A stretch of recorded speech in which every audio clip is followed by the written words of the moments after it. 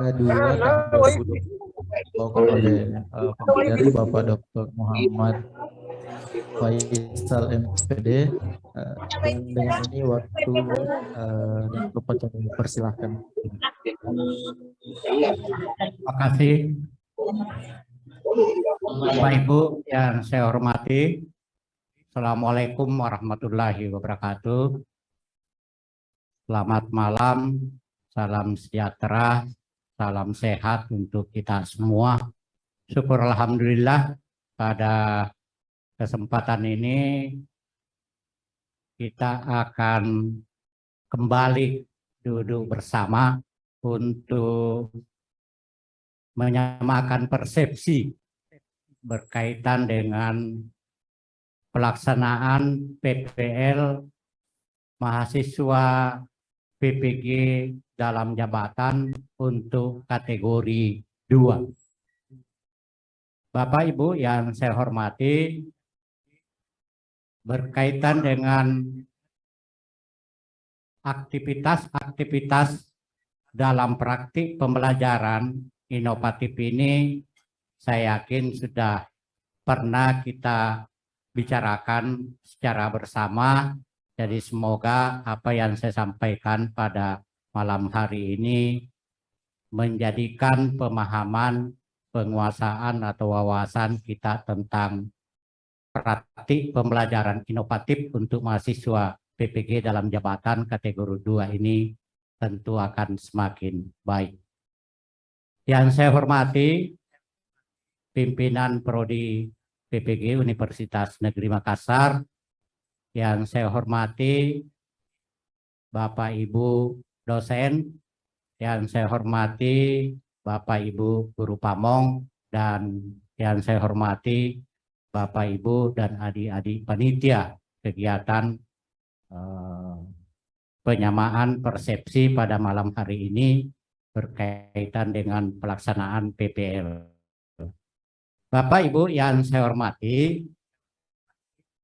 tentu Bapak dan Ibu yang sudah bertugas selama ini untuk langkah-langkah tertentu dalam alur ini yang diberi garis merah putus-putus, maka disitulah insya Allah kita sudah berada, yaitu masuk pada langkah ke-9 dan Recording in progress. akan berakhir langkah ke-8 dan akan berakhir pada langkah ke-9.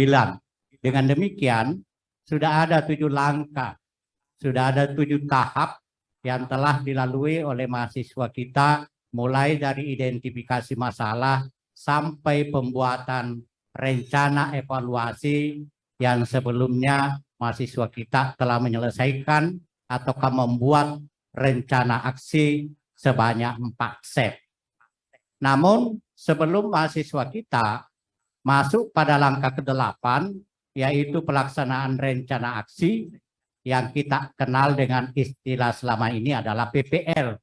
Mahasiswa harus melewati 1 tahapan, yaitu uji komprehensif. Jadi uji komprehensif ini adalah uji yang dilakukan dan akan menjadi persyaratan apakah mahasiswa kita itu memenuhi syarat untuk melanjutkan aktivitasnya, yaitu melaksanakan PPL. Oleh karena itulah, tentu saja uji komprehensif ini intinya adalah proses mengukur kesiapan dan kecukupan kompetensi sebelum mengikuti PPL. Jadi boleh dikatakan uji komprehensif ini adalah SIM untuk masuk ataukah sampai pada tahapan ke-8. Oleh karena itu, mahasiswa kita yang dinyatakan tidak lolos pada uji komprehensif, maka tentu saja mahasiswa yang bersangkutan apa boleh buat dengan sangat terpaksa lebih cepat meninggalkan ruang PPG.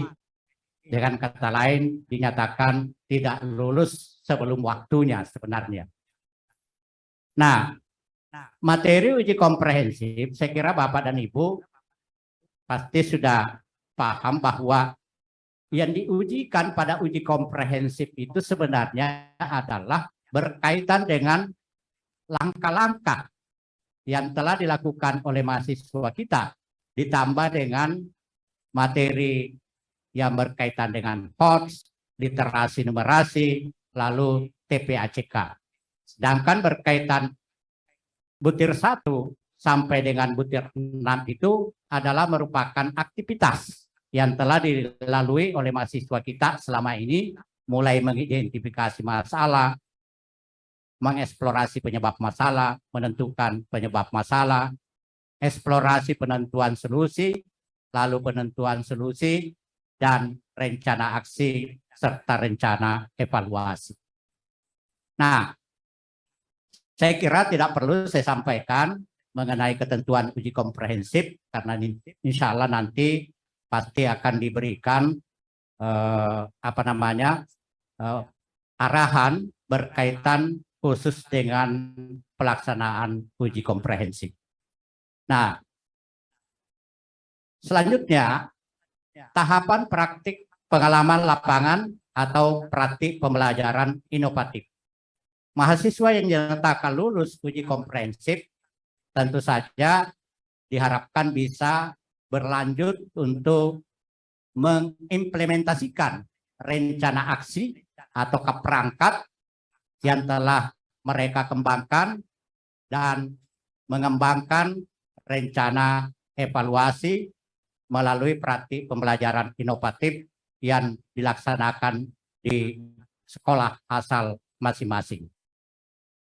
Selanjutnya, beban belajar untuk PPL ini, di mana untuk mata kuliah PPL adalah sebesar 7 SKS, aktivitas praktik pembelajaran inovatif diselesaikan dalam waktu 48 hari, kegiatan praktik pembelajaran sebanyak 4 rencana aksi sesuai dengan perangkat yang telah dikembangkan, di mana untuk setiap rencana aksi itu adalah 2 kali pertemuan. Refleksi komprehensif dan rencana tindak lanjut diselesaikan dalam 6 hari, yaitu hari ke-86 sampai hari ke-91. Nah, kalau saya tunjukkan lebih detail mengenai pelaksanaan rencana aksi dan evaluasi untuk langkah ke-8 ini, ada 4 set, ataukah ada 4 perangkat, atau ada 4 rencana aksi. Supaya, karena istilah ini terkadang membingungkan kita. Ya, yang kita kenal dengan baik kan perangkat pembelajaran. Itu yang kita kenal itu sejak dulu. Itulah yang disebut rencana aksi pada PPG dalam jabatan tahun 2022 ini. Nah, rencana aksi untuk set pertama, di dalamnya ada 2 RPP. Bukan 2 RPP, 2 kali pertemuan untuk setiap set. Itu dirancang mulai hari ke-38 sampai dengan hari ke-49. Begitu pula set kedua atau perangkat kedua juga 12 hari, hari ke-50 sampai dengan hari ke-61.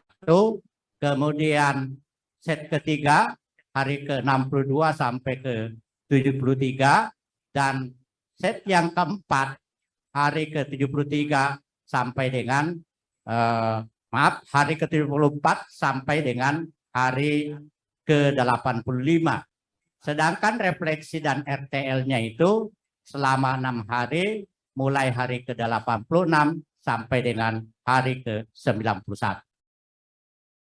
Sebenarnya, sesuai dengan panduan, pelaksanaan rencana aksi dan evaluasi ini yaitu dilaksanakan mulai tanggal 11 Oktober sampai dengan 12 Desember. Jadi seharusnya hari ini mahasiswa kita sudah melakukan ataukah melaksanakan rencana aksi ataukah praktik pengalaman lapangan. Saya mulai hari ke-38 sampai dengan hari ke-49 untuk set pertama atau perangkat pertama. Pada hari ke-38, Bapak Ibu, mungkin besok ya, Prof, mulai besok. Oh Pak Saki yang akan jelaskan. Tidak boleh dibuka semuanya katanya dulu. Ya, kurang bagus, tidak menarik kalau langsung dibuka. Ya, dibuka sedikit-sedikit itu yang lebih menarik. Iya. Hari ke-38 bersama dosen dan GP melakukan koneksi dengan mendiskusikan desain pembelajaran inovatif yang telah disiapkan pada kegiatan pembuatan rencana aksi. Jadi Bapak dan Ibu, untuk hari pertama kegiatan PPL ini adalah yang perlu dilakukan kembali meminta mahasiswa untuk menyiapkan atau menunjukkan bahkan mendiskusikan perangkat yang telah disusun sebelumnya. Jadi bukan berarti bahwa perangkat atau rencana aksi yang sudah disusun itu adalah sesuatu yang betul-betul final. Tetapi pada hari pertama, yaitu hari ke-8, masih ada ruang dan sebaiknya kita manfaatkan untuk kembali membicarakan atau mendiskusikan perangkat, khususnya perangkat pertama yang telah disusun mahasiswa kita sebelumnya. Mungkin saja ada masukan, ada ada saran-saran dan sebagainya yang perlu ditambahkan oleh mahasiswa kita sebelum perangkat itu betul-betul dipakai di depan, apakah di dalam kelas. Yang kedua adalah pada hari pertama ini juga kita melakukan diskusi berkaitan dengan penyiapan kelas pembelajaran. Antara lain mungkin ruang kelas, sarana pendukung, terutama yang melakukan pembelajaran daring tentu sudah harus menyiapkan platform apa yang harus dipakai. Nah, yang paling penting juga pada hari pertama ini adalah aktivitas dosen dan guru pamong, yaitu intinya melakukan koneksi dengan mahasiswa dengan mendiskusikan desain pembelajaran inovatif yang telah disiapkan sebelumnya. Lalu yang kedua, mengkoordinasikan persiapan praktik pembelajaran agar ada kesinkronan antara mahasiswa, guru, dan sekolah. Ini yang saya maksud Bapak Ibu, yaitu saya contohkan seperti ini. Ini yang paling penting, yaitu jadwal, hari dan tanggal praktik pelaksanaan praktik untuk setiap mahasiswa yang kita bimbing. Mengapa ini penting untuk diatur? Karena ada yang disebut dengan istilah sit-in, di mana pada saat mahasiswa kita praktik itu, dosen dan guru pamong harus sit-in.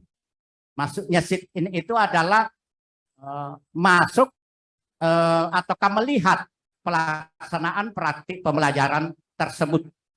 Tetapi adalah bisa dilakukan secara daring. Dan namanya sit-in itu adalah bukan mengamati proses pembelajaran itu secara utuh.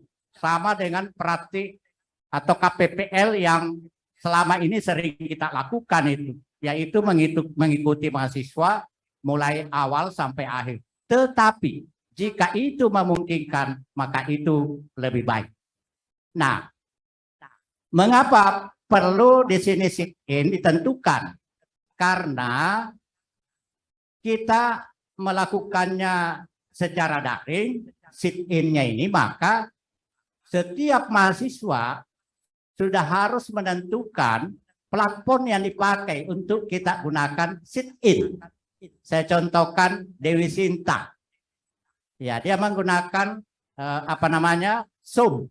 Maka tentu dia sudah harus menuliskan link Zoom yang diberikan kepada kita yang nanti bisa diakses pada mulai jam 8.00 pada hari Rabu 12 Oktober 2022. Itu karena Dewi Sinta memungkinkan menggunakan aplikasi Zoom. Sedangkan Ahmadi yang tinggal nun jauh di sana itu hanya bisa video call menggunakan WA ataukah menggunakan aplikasi yang lain. Karena tidak memungkinkan untuk bahkan mungkin mahasiswa yang ketiga itu hanya telepon biasa. Maka apa boleh buat? Ya tolonglah di on-kan teleponnya sehingga saya bisa mendengarkan Bapak atau Ibu sedang mengajar. Jadi ada berbagai cara ataukah upaya yang harus dilakukan oleh mahasiswa kita sehingga memungkinkan Bapak dan Ibu untuk sit in. Jadi ada yang ada satu contoh dari Kabupaten Nrekan. Saya mengatakan kalau memang tidak bisa tidak ada jaringan internet, kan bisa lewat telepon saja.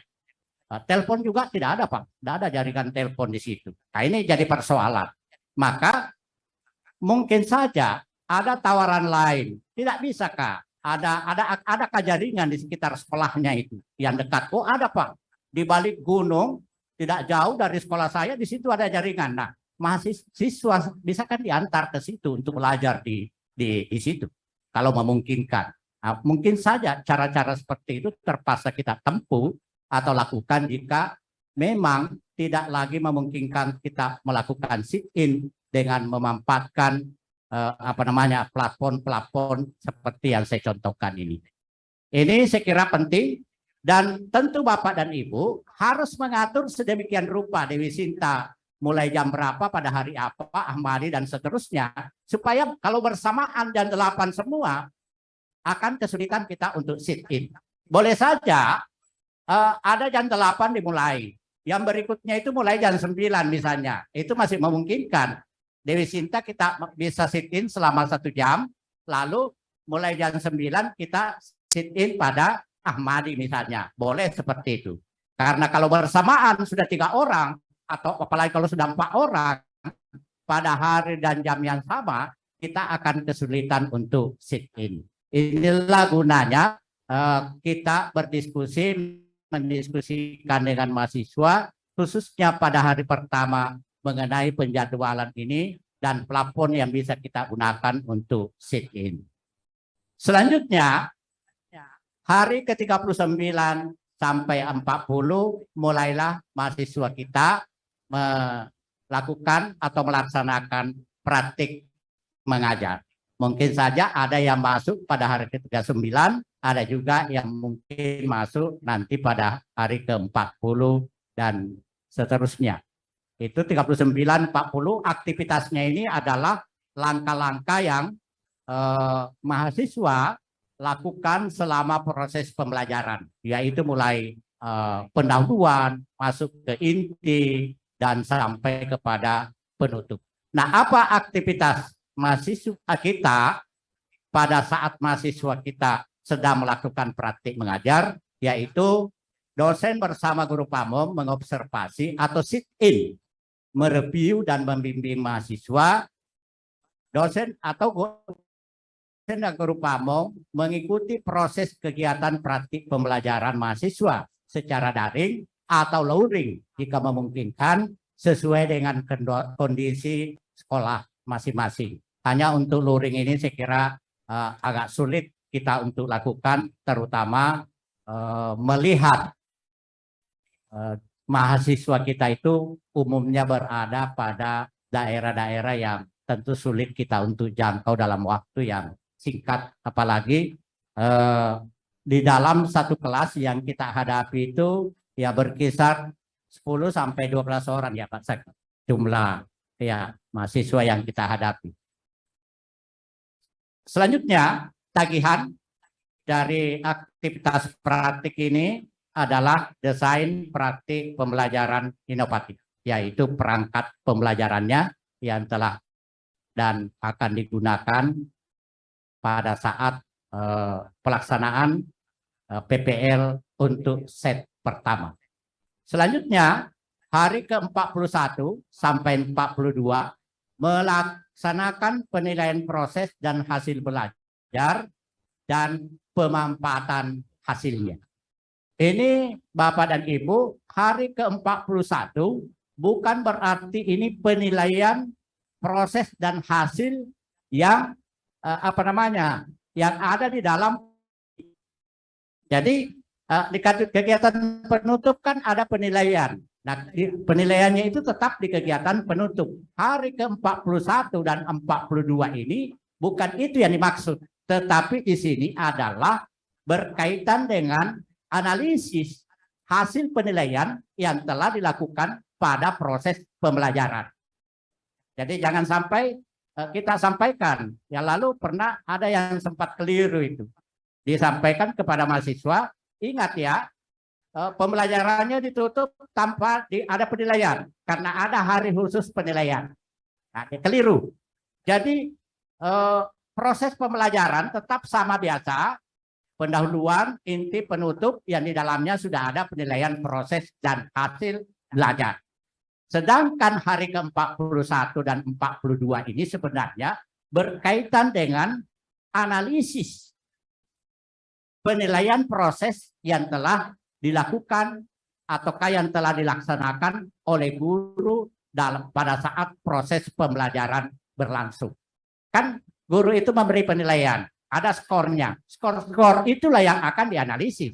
Mungkin akan dilihat KKM-nya, akan dilihat rata-ratanya, akan dilihat kelompok kelompok siswa itu berada kelompok bawahkah, menengahkah, atau kelompok tinggi. Insya Allah besok akan disimulasikan oleh Pak Dr. Samsuardi mengenai hari ke-41 dan sampai hari ke-42 ini. Dan selain itu tentu saja menganalisis hasil penilaian baik proses maupun hasil belajar siswa dan menyimpulkan hasil penilaiannya. Nah, tagihannya pada hari ke-44 Bapak Ibu yaitu hasil analisis penilaian proses dan hasil pembelajaran beserta rencana pemanfaatannya.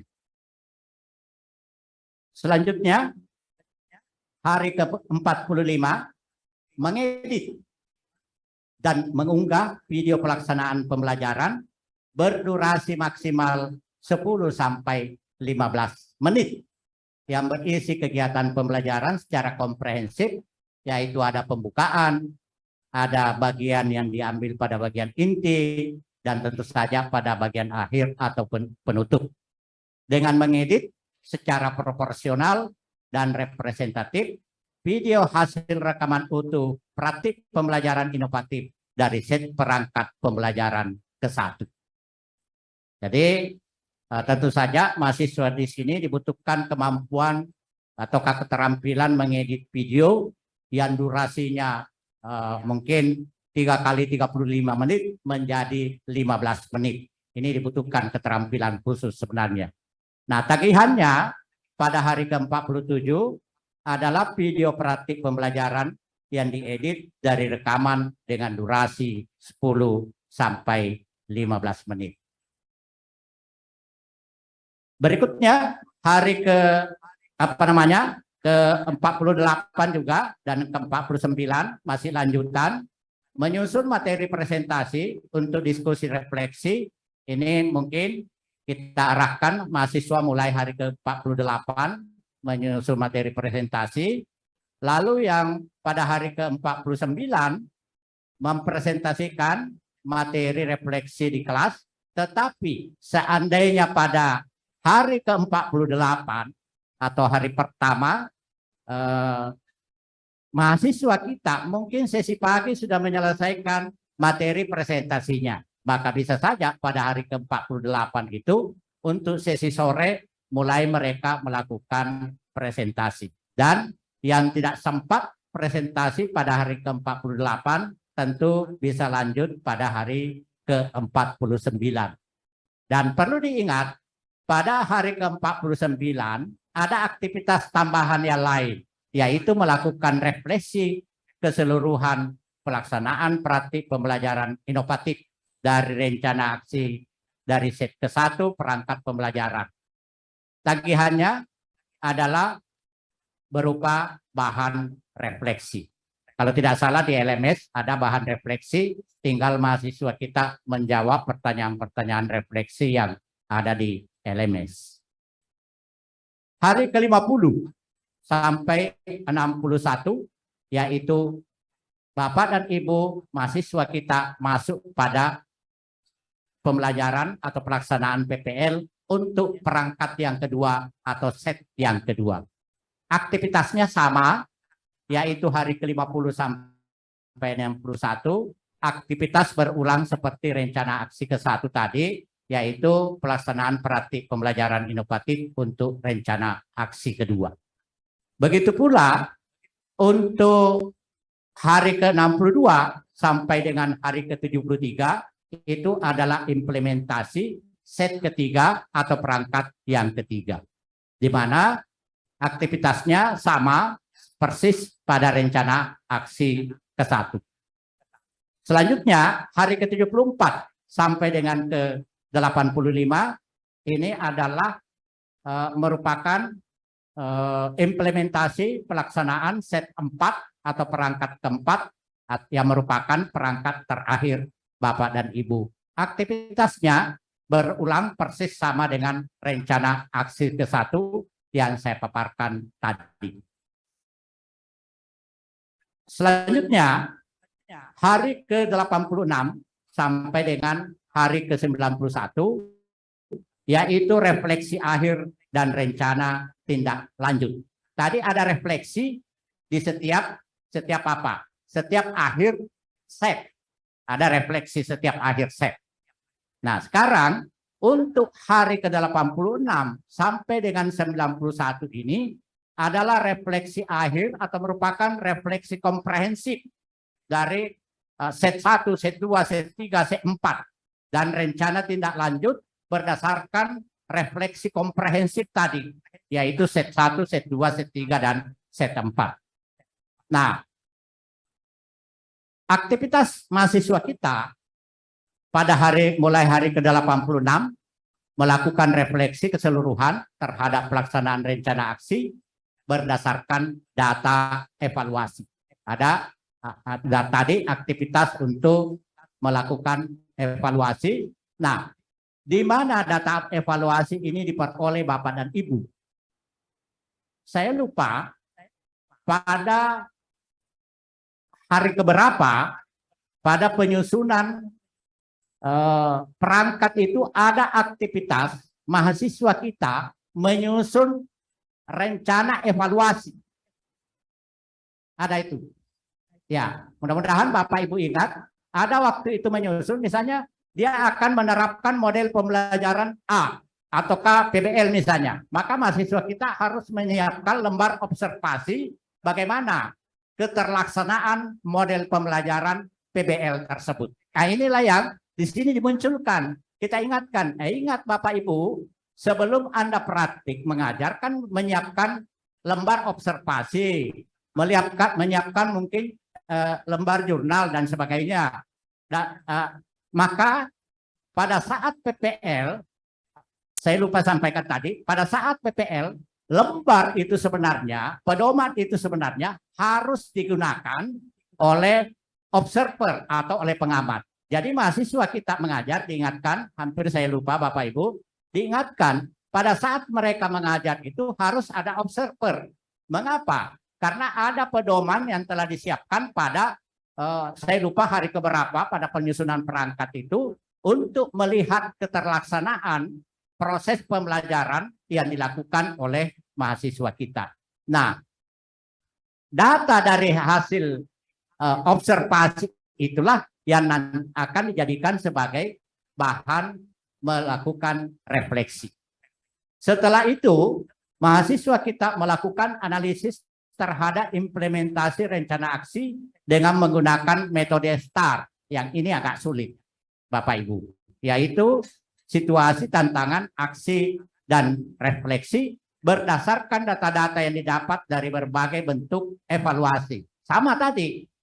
Makanya waktu itu saya sampaikan, mahasiswa boleh menggunakan lebih dari satu. Bisa menggunakan lembar observasi untuk guru, ditambah lembar observasi untuk siswa, ditambah mungkin juga dengan jurnal refleksi dan sebagainya. Bahkan lembar observasi pun bisa lebih dari satu. Mungkin saja ada yang khusus melihat berkaitan dengan modelnya itu, pelaksanaannya. Mungkin ada lembar observasi fokus kepada pemampatan media dan sebagainya. Jadi semakin banyak sebenarnya lembar observasi atau lembar evaluasi yang dipakai oleh mahasiswa kita pada saat mereka mengajar itu yang telah disiapkan sebelumnya, maka semakin memudahkan aktivitas mereka hari ke-86 sampai ke-88. Nah, tagihannya bahan refleksi dan RTL, praktik pasca praktik pembelajaran inovatif, dan selanjutnya juga menyelesaikan LK 3.1 yaitu penyusunan hasil best practice menggunakan metode STAR. Nah, metode STAR, Bapak dan Ibu, bentuknya seperti ini. Yang pertama, lokasi di mana mahasiswa kita melakukan praktik lingkup pendidikan, yang mungkin SD, SMP, SMA, SMK, tujuan yang ingin dicapai, penulis, tanggal, lalu mulai situasi. Situasi itu adalah kondisi yang menjadi latar belakang masalah, mengapa praktik ini penting untuk dibagikan, apa yang menjadi peran dan tanggung jawab Anda dalam praktik ini, maksudnya mahasiswa tersebut. Lalu yang kedua, tantangan, apa saja yang menjadi tantangan untuk mencapai tujuan tersebut, siapa saja yang terlibat. Aksi, langkah-langkah apa yang akan dilakukan untuk menghadapi tantangan tersebut, apa strateginya, bagaimana prosesnya, siapa saja yang terlibat, apa saja sumber daya atau materi yang diperlukan untuk melaksanakan strategi ini. Refleksi hasil dan dampak, bagaimana dampak dari aksi, langkah-langkah yang dilakukan, apakah hasilnya efektif atau tidak efektif, kalau tidak, mengapa, dan seterusnya. Inilah LK 3.1 yang sangat penting untuk dikerjakan mahasiswa dengan baik, karena nanti sesudah ini hasil LK 1 ini berlanjut untuk dikembangkan menjadi artikel yang nantinya akan diunggah ke dalam akun guru berbagi atau akun media-media sosial yang lain. Maka mahasiswa kita tentu harus pimpin dengan baik untuk menyelesaikan LK 3.1 ini. Karena ini nantinya setelah mengisi ini, mereka harus mengembangkannya menjadi sebuah artikel sederhana yang akan diunggah ke media sosial atau akun guru berbagi. Nah, saya contohkan, yaitu praktik baik berkolaborasi dengan orang tua siswa dalam mengatasi permasalahan siswa. Ini contoh sederhana. Lokasi SDN titik-titik, tujuan yang ingin dicapai agar siswa SD kelas 2 yang belum lancar membaca dan menulis menjadi lebih terampil dalam membaca dan menulis. Penulis karena ini kolaboratif, maka ada kepala sekolah mungkin, ada guru kelas 2, ada guru kelas 1, atau mungkin guru-guru yang lain. Tanggal, situasi. Ada beberapa siswa kelas 2. Nah, ini sebenarnya situasi ini boleh diambil dari identifikasi masalah LK 1.1. Saya contohkan tadi, sebentar, contoh yang agak baik. Ini contoh sederhana. Ada beberapa siswa kelas 2 belum lancar membaca dan menulis. Hal ini penting dilakukan karena membaca dan menulis merupakan bekal untuk mengerjakan tugas di jenjang kelas selanjutnya. Peran kepala sekolah penanggung jawab, guru sebagai subjek praktik baik, siswa sebagai objek praktik baik. Tantangan, kemampuan siswa yang belum lancar membaca menulis, kurangnya perhatian dan bimbingan orang tua, kurangnya tambahan jam belajar, yang terlibat yaitu kepala sekolah, guru, siswa, dan orang tua. Jadi ini contoh sederhana ini betul-betul hanya menjawab secara singkat pertanyaan yang berkaitan dengan situasi, tantangan, dan seterusnya. Makanya saya katakan ini contoh yang sangat sederhana. Lalu aksi, langkah-langkah yang dilakukan ini mulai guru mendata siswa, guru melaporkan kepada sekolah permasalahannya, guru kepala sekolah memanggil orang tua siswa kelas 2, kepala sekolah, guru, dan orang tua berkoordinasi mencari solusi terbaik. Apa solusinya? Guru memberikan jam tambahan khusus kurang lebih 30 menit untuk melatih siswa membaca setiap hari. Orang tua memberikan waktu kurang lebih 1 jam setiap hari kepada anaknya untuk latihan membaca dan menulis di rumah. Selanjutnya, refleksi hasil, dampaknya, langkah yang dilakukan sangat efektif. Ini terbukti dengan waktu antara 1 sampai dengan 3 bulan, terbukti hasilnya. Respon orang tua sangat positif. Faktor yang menjadi keberhasilan pembelajaran dari proses ini yang penting sebenarnya adalah apabila kita mau bekerja keras, disiplin, pantang menyerah, maka akan membuahkan hasil. Ini contoh sangat sederhana Bapak dan Ibu. Nah, saya mohon izin kepada Pak Haris. Secara kebetulan ada contoh praktik baik dari mahasiswa beliau angkatan pertama yang saya ambil. Jadi mohon izin, dan jauh sebelumnya saya sudah minta izin. Pak Haris mengiyakan. Jadi saya tidak bisa dituntut di pengadilan kalau saya bacakan ini. Nah, contoh sangat menarik ini sebenarnya, dan ini tampaknya betul-betul memanfaatkan LK-LK yang sudah dikerjakan oleh mahasiswa yang bersangkutan, yaitu Amelia Francisca SPD. Fotonya pun saya sudah diperlihatkan oleh Pak Haris. Ya, saya tidak tahu entah sampai bisa mengakses fotonya. Amelia. Nah, situasinya latar belakang masalah dari praktik pembelajaran ini adalah ini sebenarnya diambil dari identifikasi masalah. Mulai rata-rata hasil belajar peserta didik pada materi hukum kolom,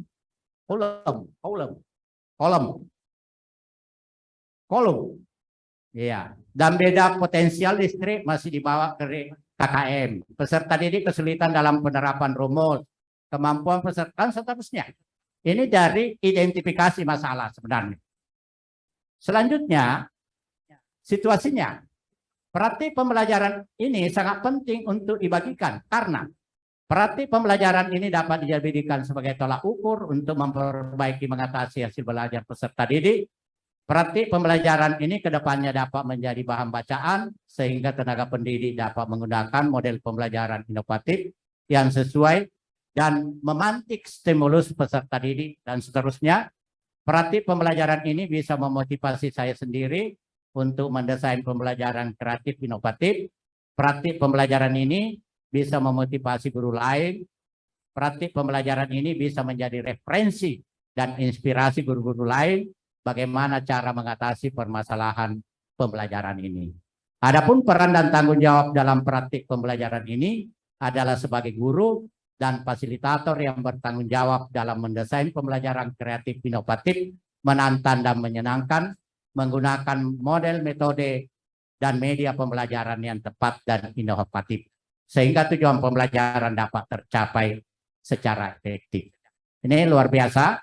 Kemudian tantangannya, LK 1.2, nah ini dia tetap arahkan mengarah kepada LK-nya itu.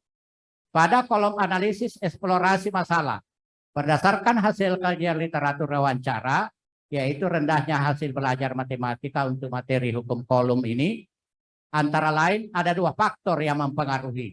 Ada faktor internal, ada faktor eksternal. Ini tantangannya. Selanjutnya, tantangan berikutnya yang merupakan lanjutan penggunaan metode pembelajaran tepat inovatif, harus sesuai dengan karakteristik peserta didik dan karakteristik materi pembelajaran. Nah, ini berdasarkan keempat tantangan tersebut di atas, disimpulkan bahwa tantangan yang dihadapi dalam melibatkan peran guru dalam hal kompetensi yang harus dimiliki guru, yaitu kompetensi pedagogik dan profesional, serta kondisi daerah PPL PPG yang minim signal, sementara dari sisi peserta didik yaitu untuk meningkatkan hasil belajarnya. Nah, aksinya pemilihan media pembelajaran inovatif, sumber daya, yaitu buku siswa IPA, kemudian printer, aplikasi Microsoft Office Word, PowerPoint, video pembelajaran, statif, dan seterusnya. Pemilihan model pembelajaran inovatif, strategi yang dilakukan oleh guru dalam memilih. Adapun model yang dipilih adalah model discovery learning. Kemudian proses pemilihan modelnya juga dikemukakan. Lalu ternyata meningkatkan hasil peserta didik dan seterusnya. Ini refleksi hasil dan dampak di mana dirasakan bahwa ini sangat positif. Ini terlihat dari pemilihan model ini dan proses pembelajaran yang berpusat pada peserta didik sangat membantu dalam meningkatkan partisipasi aktif peserta didik dalam pembelajaran. Respon peserta didik terhadap kegiatan pembelajaran ini adalah sangat senang. Faktor keberhasilan pembelajaran ini ditentukan oleh kompetensi guru dalam mengelola pembelajaran. Ini saya kira refleksi dampak lanjutan. Bahkan di sini dikemukakan bahwa berikut ini merupakan hasil dari peningkatan hasil belajar peserta didik menggunakan rumus Engage menggunakan Microsoft Excel. Diperoleh nilai J lebih besar dari 0,7 sehingga dari nilai pretest dan post-test mengalami peningkatan hasil belajar peserta didik dengan menggunakan model pembelajaran yang telah dipaparkan sebelumnya. Ini contoh. Dan saya kira Bapak dan Ibu, insya Allah kalau Bapak dan Ibu bisa mengarahkan mahasiswa seperti bimbingan Pak Haris ini, yaitu cukup melihat dari LK-LK yang telah mereka kembangkan, lalu disinkronkan dengan proses pembelajaran dan menggunakan lembar-lembar observasi atau lembar penilaian yang dipakai selama proses pembelajaran. Saya yakin bisa melahirkan contoh yang lebih baik daripada apa yang saya contohkan ini. Selanjutnya, refleksi akhir dan rencana tindak lanjut hari ke-89 sampai dengan 91, yaitu mempresentasikan hasil analisisnya kepada dosen, instruktur, dan guru pamong, membuat rencana tindak lanjut atau lesson learned berdasarkan feedback yang diberikan dosen, instruktur, guru pamong, dan menyerahkan bukti unggah. Tagihan bukti unggah hasil best practice di akun guru berbagi atau media sosial. Inilah yang saya maksud tadi. Hasil metode STAR itu, model STAR itu, itulah yang dikembangkan atau dikemas menjadi artikel sederhana. Kemudian, jadi tidak lagi dalam bentuk tabel-tabel, tetapi dalam bentuk uraian atau paparan atau deskripsi mirip sebuah artikel untuk diunggah di akun guru berbagi atau media sosial yang lainnya. Komponen penilaian saya kira ada di LMS. Terima kasih Bapak dan Ibu. Semoga apa yang saya sampaikan bisa bermanfaat. Wassalamualaikum warahmatullahi wabarakatuh. Baik, beri aplaus ya untuk Bapak Dr. Muhammad Faisal MPD. Terima kasih Pak atas materinya. Kemudian yang kedua, kita lanjut untuk materi kedua terkait dengan pelaksanaan PPL di dalam LMS-nya.